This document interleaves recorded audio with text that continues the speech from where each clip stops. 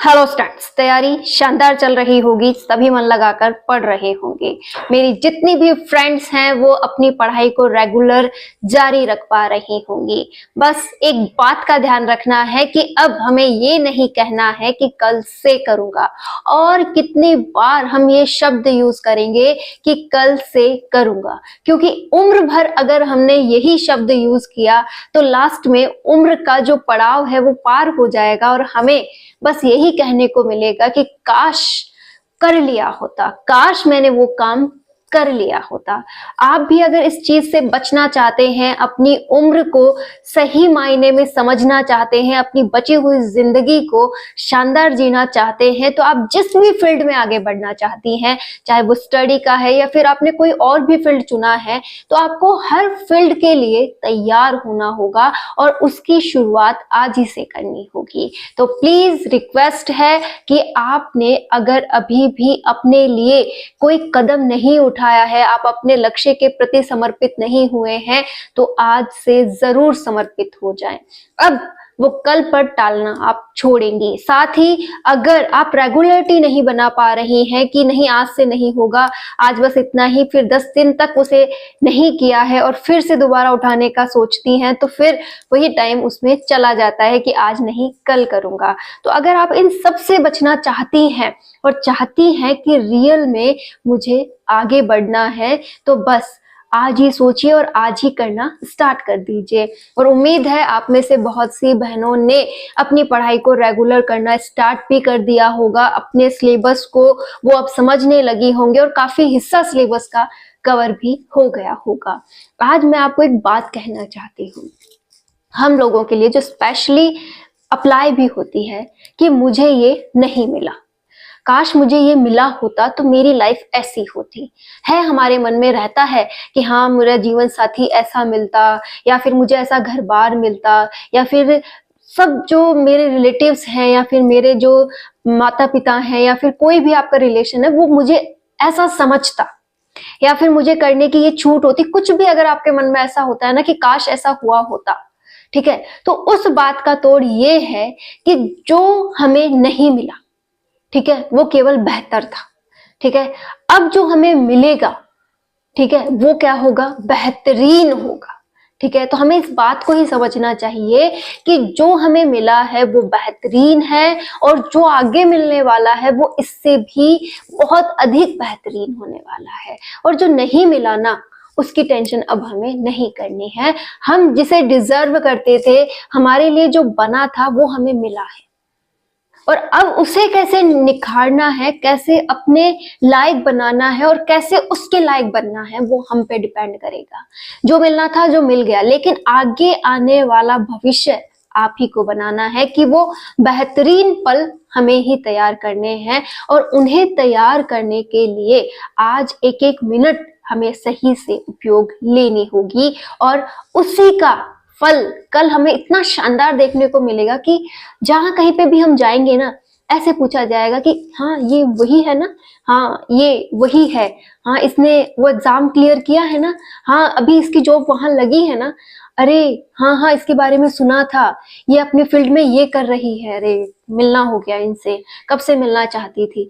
मतलब आपकी एक अलग ही रेपुटेशन आएगी। आप उस पल को अपने ख्यालों में लाकर ही अपने लिए मेहनत कर सकते हैं। कई बार हम वो पॉजिटिवनेस देखना बंद कर देते हैं जो कि हमें बहुत अच्छा दे सकती है, जिसकी वजह से हम बहुत अच्छा कर सकते हैं।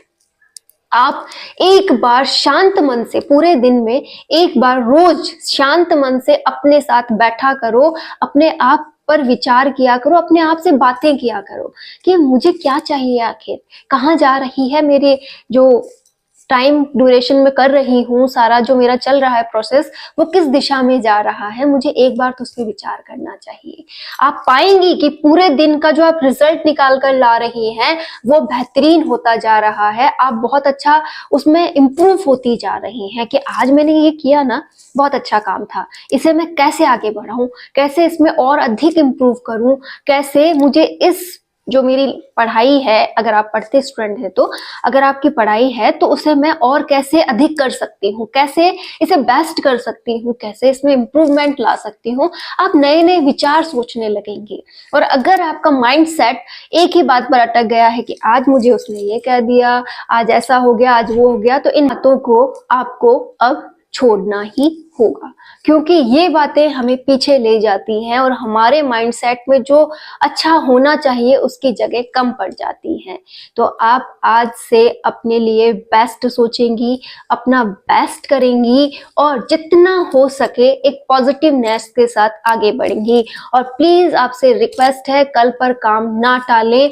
हाँ, जो कि आपके रेगुलर काम है, घर गृहस्थी के काम है, उन्हें आप कल पे टाल सकती हैं, वो मना नहीं है, लेकिन जो आपके लक्ष्य से रिलेटेड है, जो आपको बेहतरीन बना रहे हैं, उन कामों की शुरुआत आप आज से करेंगी।